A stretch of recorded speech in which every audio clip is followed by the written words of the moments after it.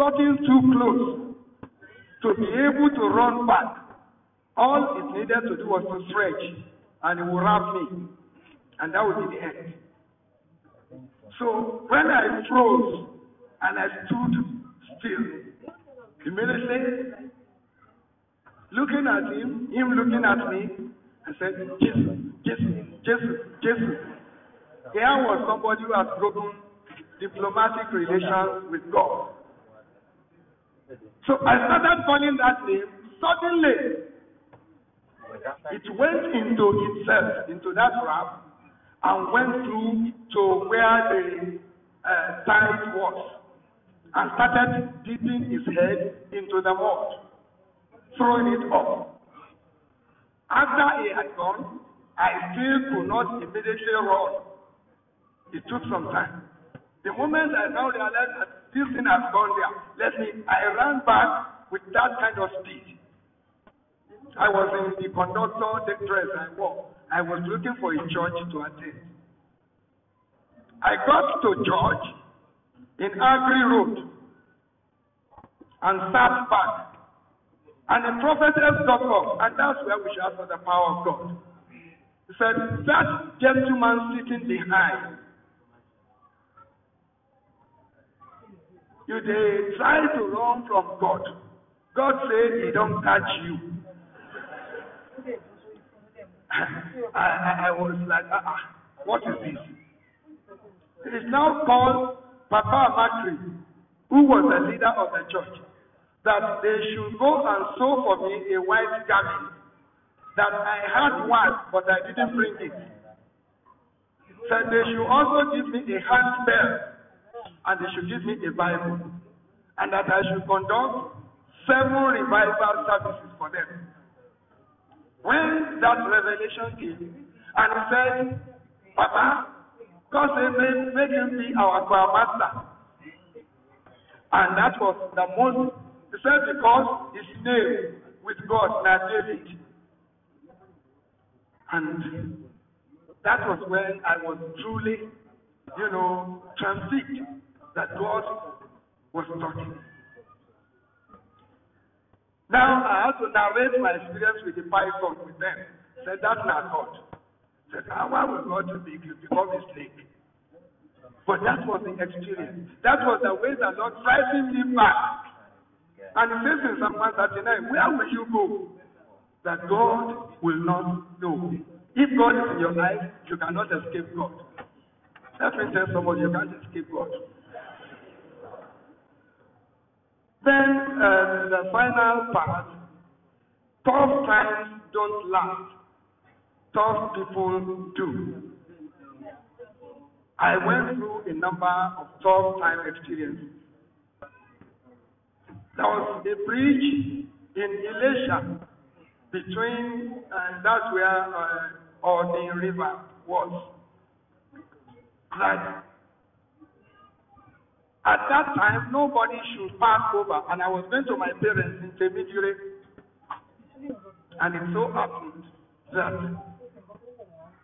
I did not know they said nobody should come around. It was one rainy season, and the place was overflowing its banks, and nobody goes on that bridge. 2, they had the superstition that a mermaid or muddy water was going to go around, and that people who travel around that place will always be lost. I left Omaro. I was going to Temidire in Elisha, and I got into this place, and I saw that it was only a small tree that was thrown over the long river that was going to serve as a bridge. But water is already touching the top of what should be a bridge. I couldn't go back to Abadisha. I must get to Temidire. What do? I prayed. Then I set my feet on the long bridge with water coming in, both ways. And it's about what you call half a kilometer in length. As soon as I stepped, suddenly somebody just appeared by my side. A human being.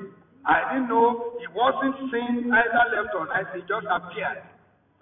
And when he appeared, he said, do you want to pass? I said, yes. Come hold my hand. I held his hand. The water was actually now rushing. Even, it was strong enough to fail you. But he just hold my hand. And I kept following him. And we got to the other side. And as soon as we got to the other side, he said, keep going that way. And as I stepped to go, I didn't see him again. That was a real life experience. Then I went to my mom's Abba and got there. And everybody in their small village was saying, how did you? Nobody can. And I said, but I've already done it. And this was what happened. God was with me. It's part of my God in my life. The Margaret story is an interesting one. Do you want to hear?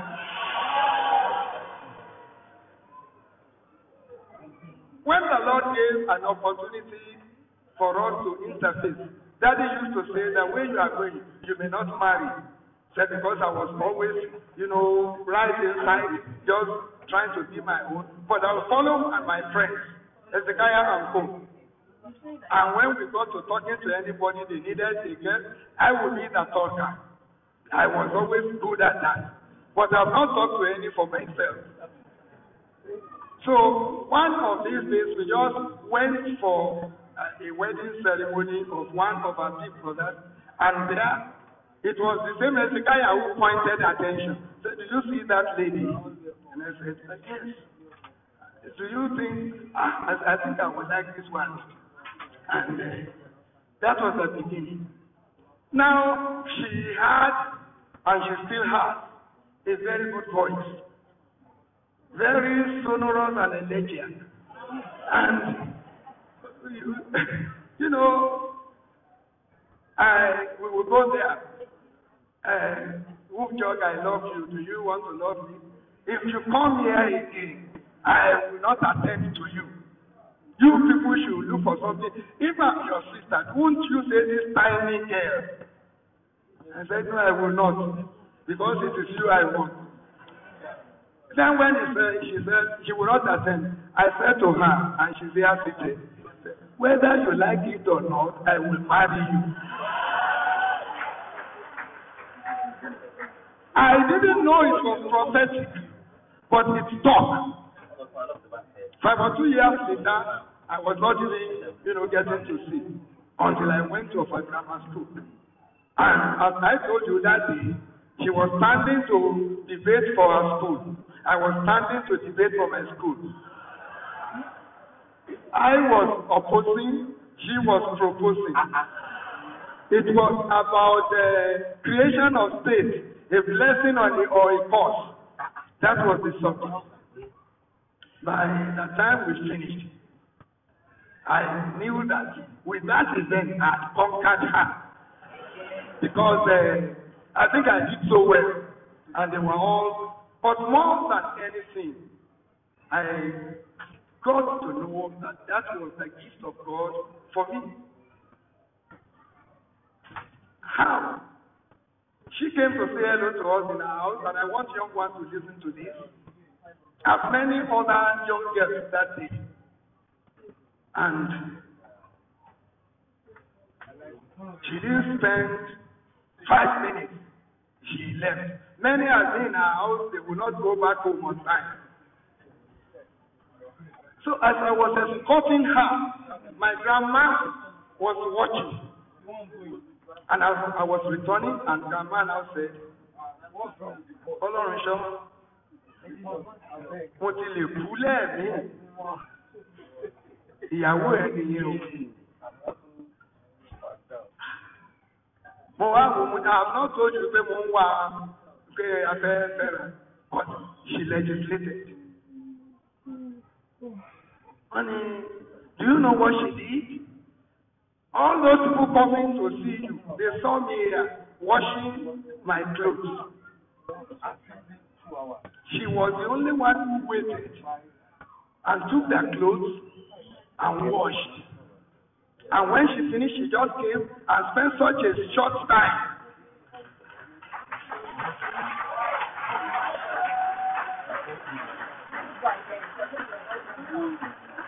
Now, praise the Lord.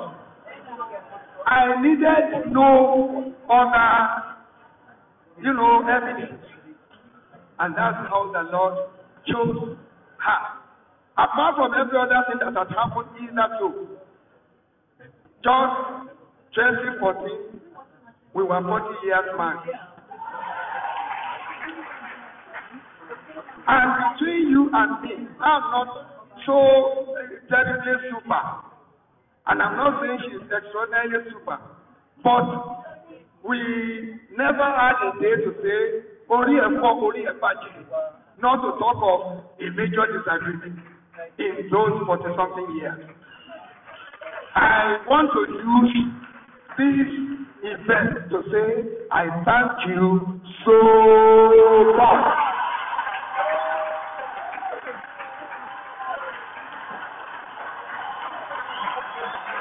Praise the Lord.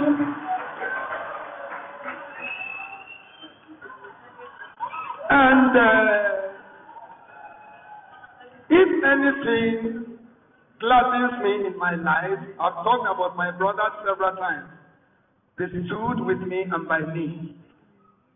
But more importantly, my children are actually echoing the sound of goodness and love and Christ-likeness. And I thank God for that, because it's not giving me a small problem. The children are really, God's children. And the final statement has to do with my constituency, the choir. If there is any group that actually assisted my evolution into whatever I am today, it is the choir group. They are super. They trained me to train myself, and they trained themselves in the process of training. Yes, about 40 albums in the course of the years of our, operation. I must have composed not less than 60% of the songs of our albums. But when it comes to those lyrics, to those instrumentation, to those, captivating voices that you say, where is this coming from? The Lord used them immensely. And some of them are super composers, especially Gideon Korode, especially Niyi Adeyemi, especially Oyinbo Adefila, especially the young Margaret Oyenuga, whose voice is still young till tomorrow. And more than anybody, the great vocalist himself, Sam Akuni. I cannot thank them enough. And I know that they've actually affected me so positively. What I used to say and what I want you to learn, regardless of what opportunity you have, leave room for other people to grow. Anybody who is in charge of anything, don't occupy that space as if you alone are important. Those other ones around you should also grow, and the more they grow, the better you become. As I started moving back from other areas of the choir work to spiritual, composition, and occasional drumming, we now had musicology. We now had very good instrumentalists. We now had very good lead singers and vocalists. We now had a number of drummers that are really very great. And they all had the opportunity to grow. So, as they came, I shrunk. But the joy of it is, if we went for a choir day and we all complete our programs, what do? People will come and say, congratulations. I will be the person they will congratulate. They will be the person that performs. And that's the way leaders should behave. A leader should not overstretch himself to be everything. It is never about you. It is about Christ. And that is God in my life. Thank you.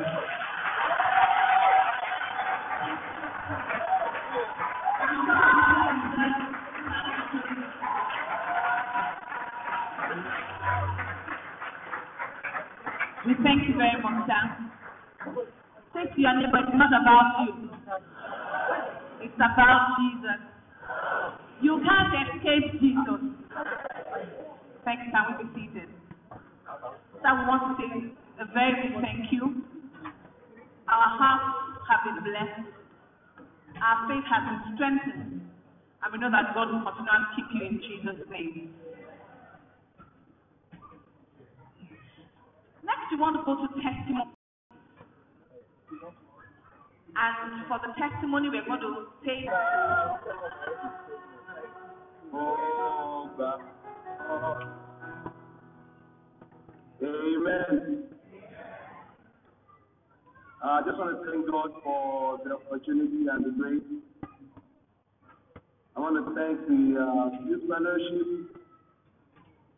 YMG. You guys are awesome. God bless you. I thank God in the life of my father, Prophet Korode. Growing up, we had so many things that we learned. And we were given so many lessons in life and in faith. And I just want to say that to the glory of God, we are where we are by His grace. Shout out to my siblings over there. You know, Shekeli, Mayo, Adam, Alpha. To my dad, you know, I want to say God will continue to bless you, sir. To my mom, I want to say, Mommy, Femi, appreciate. I just thank God because we grew up learning that God is over everything. We grew up learning that God is bigger and more important than everything. We grew up learning that Jesus is the answer to every situation. And, you know, we are at the age that we are, we still believe in those things that we learn. Except God is a man of principle, a man of integrity. Of course, he's a disciplinarian and also is the kind of father that can combine discipline with love and care. So that even when he's disciplining you, you are not upset. You know, you understand why, you get it. And it's something that we are transferring even to our own children. We thank God for everything he has done. You know, there's so many stories. Shepherd, she did not tell me how many minutes I have, so I will not take too much time. But one thing I just want to let everyone know is that, you know, many of us, we are still in faith by His grace. We are still in CNS by His grace because of what we have seen. Because, you know, I'm able to say, you know, I've seen my father, you know, at home and I've seen him in church. And it's the same person. It's the same man. It's the same faith. He serves the same God. You know, and I've become convinced that, you know, he believes this thing with his heart. He believes in God. He believes everything he says. He believes it. The stories he's telling, he has told it over and over again. Many of us know it by heart. And the lesson continues to be steadfastness in the Lord. God in our lives as a family is something that we cannot take for granted. I'll just share with you one quick experience that has really blessed me, and that is when, you know, there was a point at which my father lost his job at UBA. Before that time, we were all kind of used to that lifestyle. UBA was everything. We had UBA t-shirts, we have UBA mugs, UBA everything, you know. But when he lost that job, it felt like, you know, to us as children, like, oh, what are we going to do now? Where will we go? How will we eat? What's going to happen to us? But we learned a big lesson that day. He came home that day, you know, he had packed all his office belongings in the car. And as soon as he came home and he said, children, you know, the job is done, the job is over. Of course, me, I panicked personally because that meant, you know, where am I going to get my shoes? You know, how am I going to perform when Popsy has no job? You know. But his reaction was very powerful. After he said those words and he saw the panic, he said, come, he said, everybody come together. And he started praying, and we were praying the prayer of thanksgiving. You know, I didn't understand it at the time. I thought, you know, this man just lost his job. We should be praying fire on all our enemies, you know. from Elijah kind of thing. But he said, let's pray, let's give him prayer. Like, God, we thank you for the years we spent at DBA, for preserving us. We thank you for the new thing you'll be doing. Long story short, I learned, and I mean all of us as children, we learned that day that this man just trusts this God. And I'll tell you right now, that was the period of time where I think we enjoyed the most. God surprised us, He blessed us in many ways. He opened new doors and new opportunities, and that's a lesson I've never let go of, even in my own life, and I know my siblings' lives too. We continue to trust God in the hardest times because we have seen Him work. We have seen God do it. We've been taught, we've learned that when it's hard, you run to God. When it's good, you run to God. When you are confused, you run to God. When you don't know where you're going, you run to God. When you have messed up, when you have made a mistake, when you have sinned, you run to God. And that is the lesson that we have learned from God and from this man of God. And we are trusting God to help him and to help our mommy and to help everyone there, all the elders, all the leaders. I salute everyone, I greet everybody. We thank God for your life, we thank God for your support. One of the things that moved me when about 2 years ago when I was told that Daddy was taking over as the pastor to fill the seat of a great man, Leader Fake, Daddy Fake, the leader. Some people under him, Leader Fake raised us to the glory of God. When I heard that Daddy was taking that on, one of the things that I prayed for was just mercy and grace, because we have come to learn that it's not an easy job, it's not an easy something. People were saying congratulations, me I was saying pray for us. And I thank God for how far God has got us, for all the supporters. That you God will bless you. Thank God for Youth Fellowship Executive. We thank God for TCM Executive. We want to bless you. To the choir, we love you guys. We miss you. We are some of the first fruits of the Youth Fellowship in that church. And if you come around here, we have to be in the Youth Fellowship. That's our house. You guys are popular. The energy is incredible. We are Skyping people from New York. You guys are on top. You guys are awesome. They're amazing. But we appreciate you. And I just want to thank God and say, God bless you all. And God is indeed in our lives and in the life of our Father. And we pray that He will never leave us and He will never forsake us. I just have one more person here that's going to give a quick shout out to Daddy Esther, so Daddy will know that He is surrounded here. Hello, everyone. Hello, Daddy. Hello, YSC. Thank you so much for doing this. Thank you for everything. I'm just going to say, where can I start to talk about my father, the unconditional lover, the good man, same in church, same at home. He would discipline you, but he would not even feel it because he loves you. Disciplining you and you're feeling the love, and all you want to do is go out and not disappoint him, go out and not disappoint God. Do good things and make people know that you've been raised by a strong, responsible, courageous man. Shout out to Daddy, shout out to Mommy, my virtuous woman, my defender wing that carries on. So I don't know what to say, I don't know where to start. All I know is God will continue to strengthen, support, do good things in your life in Jesus' name. Thank you, Youth Fellowship. Thank you, everybody over there. God bless you all. All right, that's what's up, y'all. It's your boy, JFK. God bless y'all. Bye. Thank you, Femi. That's Femi Korode from the US. That's the son of our daddy. And so we would like to call our mommy Korode, for her own testimony, after which I will call on Barrister Sheikh Korode for his own. He won't like me for that, but I'm so safe to give his own testimony. So, mommy, over to you, ma. Praise the Lord. Praise the Lord. Praise the Lord. I don't know where to start from, but I have to thank God for the grace and opportunity of this moment. I thank the Youth Fellowship. To me, it's a great surprise. And SMU,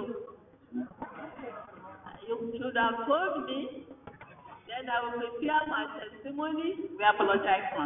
I'll read it like Daddy Ogunleye speech. and even bring some love letters to read to you. Nice one, bro. I thank God because I don't know how I managed to become Mrs. Korode. Nice one. I feel that it's God's plan. And I've had the story of if you come again, I appreciate it. Nice job. And Nice statement. whether you like it or not, I will marry you. Yeah, cheers. That time it was just like a drama, just like a joke. But we thank God that it solidified everything. And as Korode is a father, my father, my brother, my friend, my baby after him.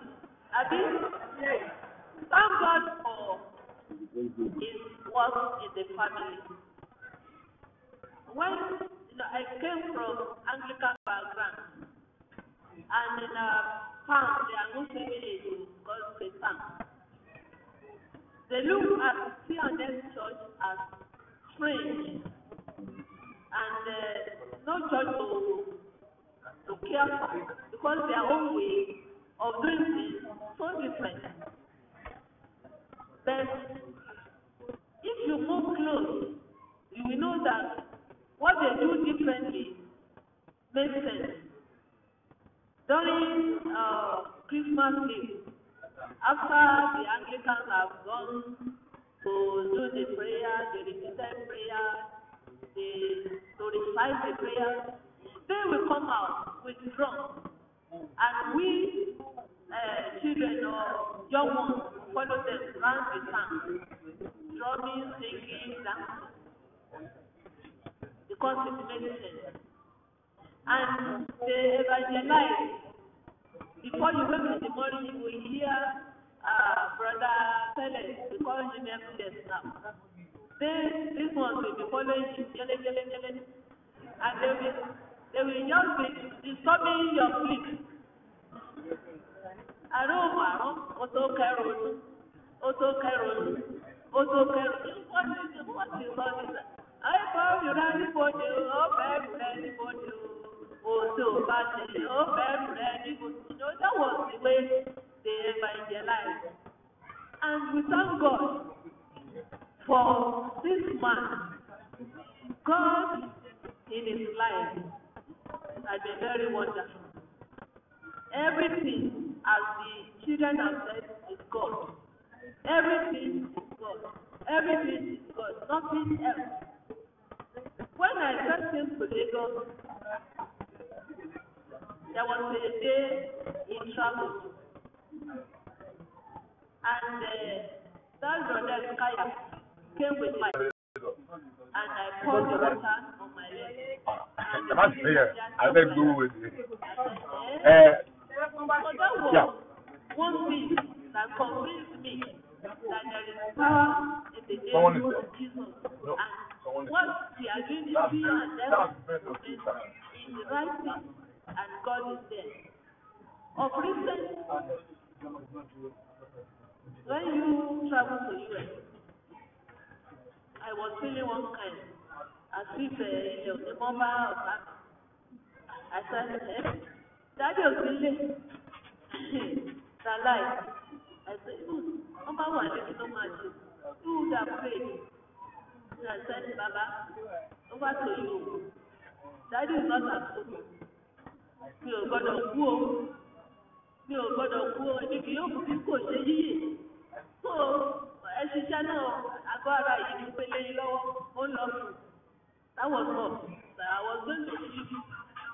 I slept. I didn't even wake up during the night. So in the morning I said, oh my Jesus, thank you, Daddy. Thank you, Jesus. Thank you, Holy Spirit. So what I'm saying is that what I've learned from him is to trust in God. There's nothing at all hidden If you get to our house, you can, from the top of the roof, you can open everything. There is nothing pushed under the table, nothing in the cupboard, nothing is God. And God has been so faithful, so wonderful.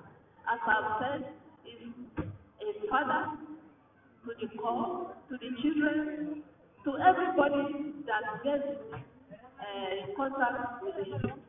Anybody comes, even there are some that I think that this person is, and no, don't let do that. We accept it. Even someone you were said that you should have done away with. I don't want to do anything with you. It will still bring the person back. He's so, I don't know what English.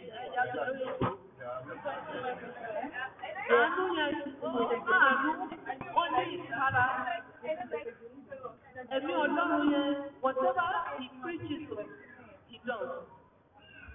Whatever he preaches, he does. And I will say at this juncture, young men that are here, you read in the Bible, Ephesians 5, starting from 21, says, submit to yourself. Before you say, submit to your husband. So, a man who wants respect, who wants submission from the woman, should first of all submit himself. Then, the position we always hear is, wife, submit to your husband. Wife, submit to your husband. Wife, submit to your husband. But what I'm saying, I'm not saying wife should not submit. But what I'm saying is that respect begets respect. Prophet Korode says respect me. It's from him that I learn respect. It's from him that I learn submission. So men, young men, don't say they are said you should submit. They are said you should submit. You must submit. No. It's the way you treat the woman that way. You don't even need to solicit for submission. It will come automatically.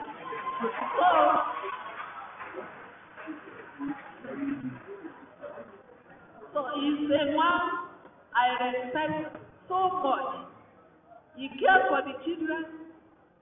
At times I just go to sleep. Loru, he be battling with them, especially when they are young. That lady that comes from the US. Tí mo bá ti sùn lọ, tí tó bá ti yọ, màá kàn tají, màá bá láyà bàbẹ́, wọ́n ti tọ́jú ara wọn lọ. So that extent, he dedicated at home as much as he dedicated in the church. Then, he used to write a love letter song, I have a fire. I have a fire. Then, but now, he writes most of the love letters to the church. I'm not complaining, but I'm just saying. So I can't go for it. I will just tell you, I'm very okay with it. I'm very okay. And thank the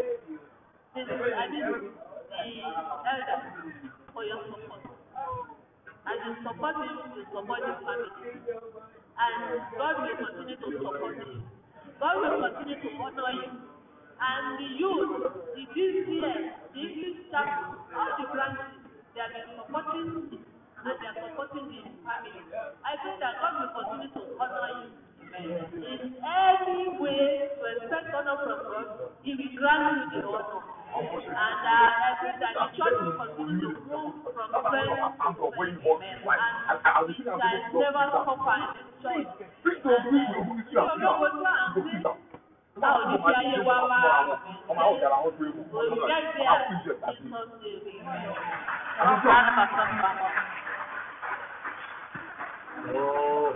I I'll call on Shebu now to give his own testimony. Praise the Lord. There are so many things they are very finished. I just wanted to inform the church that the love letters that most of us talking about, because of mercy, but I've read every single one of them. And all I can say is that after reading the letter, the woman has no choice than to say yes, because the English is quite letter and the composition, and my father has a very beautiful handwriting. So, and most of the letters to show you my letter and my more into draw what when she listens to a confession. That used to write with yellow writing pad, most of them. And two things I just want to say from what I've learned and what I've seen over the years. My father has two passions. The first one is his faith, and the second one is his family. And he has talked about the faith part a lot. But for the family, my dad is a simple man. He doesn't have any extraordinary pleasure. He doesn't have any. Somebody was asking me, most of the time I really don't know. Because when it comes back from work, he will just sit down on the cushion and take his dinner and go to sleep. Work, church, house. So no other thing. About very, very simple, but when it comes to his family, my father can give any part of his body, any part of his life, if it's to make his family comfortable. As long as all of us, myself, my siblings, as long as we are okay, my father is okay. So that part of him is one that I've been extraordinarily privileged to witness over the years. And it's a part that we are praying as children to replicate in our own lives as well. We appreciate him. He has given us so much. He used to say that his father gave him two things, religion and education. But he's given us education, he's given us religion, he's given us motivation, he's given us inspiration, he's given us so many things that if we add it together, people usually say that his light has dark skin. Thank God my mom is here today so you can understand why, that's in case you are wondering if I was adopted or something like that. But we thank God for their life. And as children, we, on behalf of my elder brothers and sisters, we want to make this place that we will do all that we can to keep your legacy, to keep all that you've done, and to also repay as we go. We appreciate the fellowship for doing this. We appreciate the church. And our prayer is that as we all grow as a church, that God will continually show himself strong in our lives. Thank you very much. Thank you very much, Shebu. We want to acknowledge again the presence of the gentlemen of the press, and we thank you for your patience. And they have some questions for our leader. I'll start with the representative of TV Continental. So please ask your question. Thank you. My name is Ivy, and I work for TVC. My question is two questions actually. The first one is, what's your advice to young people, the youth here today? Given the fact that some of them are not going the way people started, what would be your advice to them? The second one is, I'll take you a bit out of here, sir. I want to talk about the Anambra church crisis, where the government went in and killed some people. Do you think the church is willing to lose it for government to get into the church and be able to kill more than 12 people? It's not a very funny thing. Then three, I'm sorry. What's your advice to the government?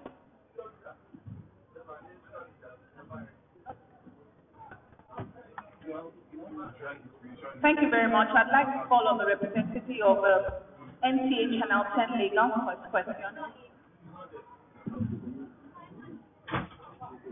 Yeah, good afternoon, sir, and good afternoon, everyone. Sir, my question goes on. Okay, before that, my name is Elijah Kutu. I report for Nigeria Television Authority.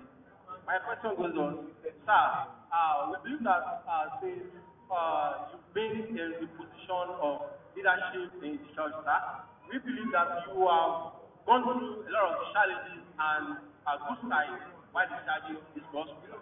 Sir, now, sir, in recent times, we have been witnessing ritual killing, church crisis, attacks on Nigerian churches. As a leader, sir, what measure do you think can be applied in averting crisis as this in Bushota? That's the question, sir. Ẹ káàsán o, dádì gbogbo àwọn bàbá mi bí. Dádì láti gbà tí orúkọ tèmi ní Margaret Nisu, mo report fún NTA Lagos. Tí mo fẹ́ bẹ̀rẹ̀ ní wípé ẹ̀mẹ́ta sí mẹ́rin Èkó ti ń dàrú fún oríṣiríṣi spiritual killing.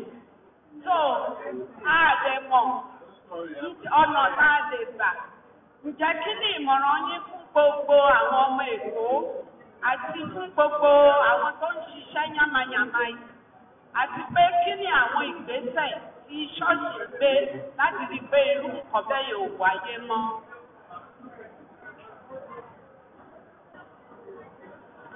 All right, ma'am. We have a representative of the News Agency of Nigeria who will be asking the question.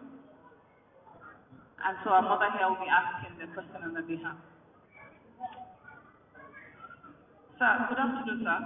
She said, do you think sex education should be taught in primary and secondary school?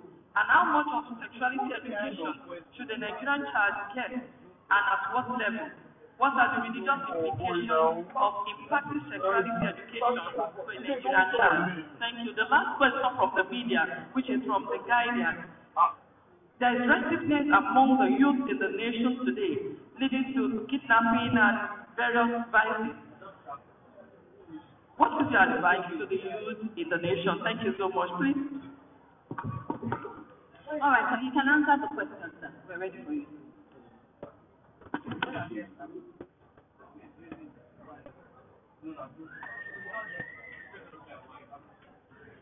Praise the Lord. We start from advice to young people and also education advice to young people. So, it's no coincidence when one considers that what we are doing is actually put in place by the youth fellowship. So the attention is strictly a lot more on them. First part is that